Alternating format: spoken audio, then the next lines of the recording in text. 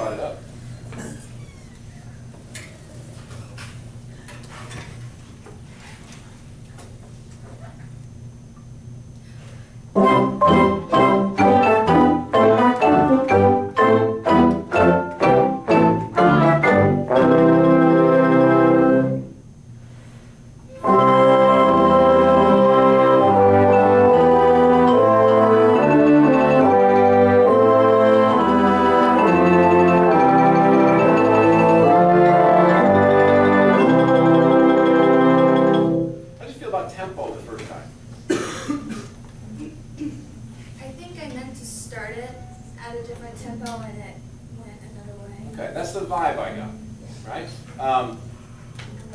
You can step down just if it makes it a little more comfortable, and I won't make you do it again necessarily, unless you want to. Just a point here. Isn't it unbelievable? This is the last day of the 5th week, which means we're 1/3 of the way through classes. Unbelievable. It's a 15-week semester. 15-week classes, and then there's exams. You know, so there's basically 17 weeks until commencement. But 15 weeks of classes. I got an email yesterday from the provost about midterm grades. Whoa. So, you know, how's your recital piece or your jury piece or whatever? You know, have you selected it yet? And at the end of our semester, we're going to conduct some real music.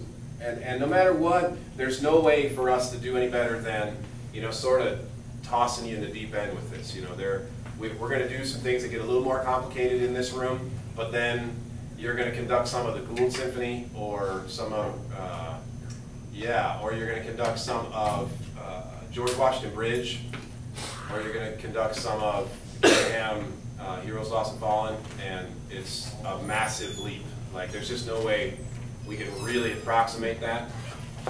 When you get in front of that group, one of the things that's going to be shocking to you is how you have to be a little in front of them. You know, it just kind of makes sense, but it feels funny. When we play in chamber winds, we lead, perhaps, but then we don't play in front of the rest of the participants, at least hopefully. But then when we lead here, in order to actually be leading, your ictus has to be slightly in front of what's going on. If we put the ictus right on top of the sound, we're not really leading, we're kind of following. And what symphonic band will do is if you start putting the ictus on the sound, they're going to start trying to find a way to get right behind it. So would wind symphony or symphonic winds in here. And a lot of it's just even subconscious. But I've learned that from dealing with you guys every fall, this class every fall, that some of you are likely to come up and you'll conduct and you'll start trying to chase the pulse, and symphonic band will keep backing away from you until the tempo goes down into the pits and you're looking at me and they're looking at me going, what's happening? So it's a matter of being just a little bit in front. Okay, so what caused this to come up is I felt like, yeah, you gave the prep in a quicker tempo. They weren't thinking, they were ready to go quicker, and you panicked just a little bit, like I have and would, and anybody would, and so you went to them. Like you just went, okay. And as opposed to staying a bit in front and making them come to you, which they will. Okay? So you can try it again if you'd like, otherwise I won't force you. I'll try it one time. Okay, great.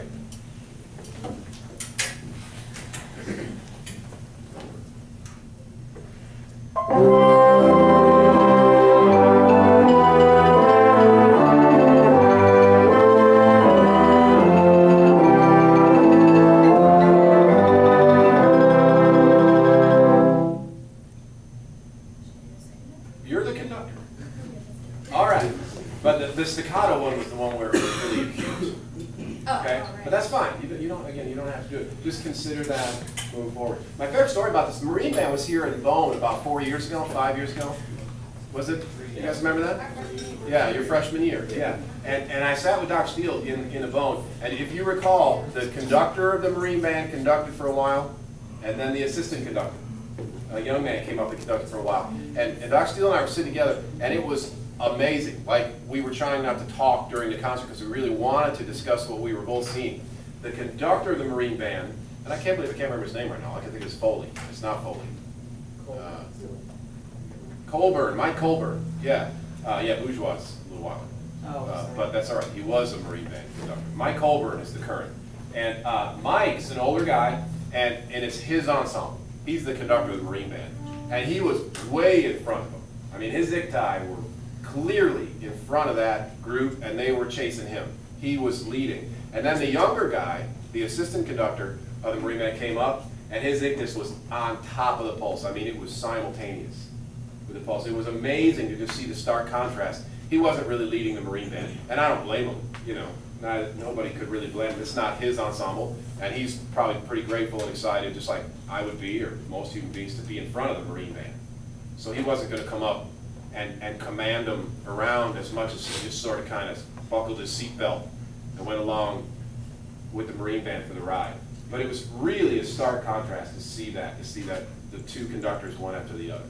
And it's something that you can add to your database as you consider and you watch conductors in the future. See if you can perceive whether they're right on top of that pulse or just slightly in front. It's a subtle but interesting thing. Thanks, Maria.